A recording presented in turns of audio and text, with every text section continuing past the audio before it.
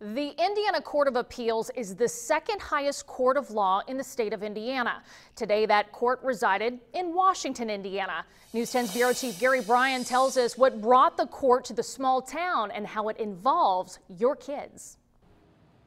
Teaching students about the judicial system can be a tough task.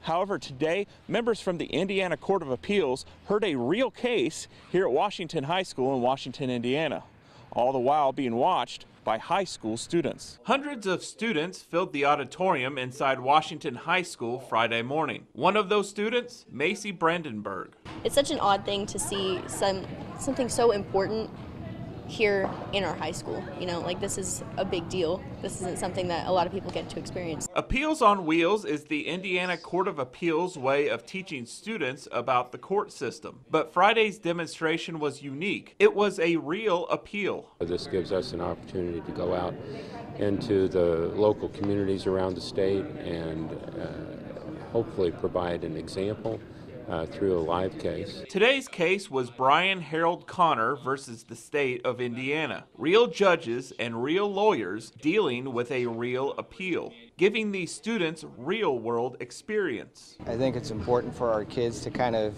see, kind of get that civic-minded perspective as to, what is behind everything. Why are some of these things that are being discussed and talked about so important? How does the legal system work? The experience gave students like Brandenburg first-hand knowledge of the law. I watch a lot of courtroom kind of TV shows and stuff, and it's a different experience seeing it in front of you. The goal of Appeals on Wheels is to visit every Indiana county.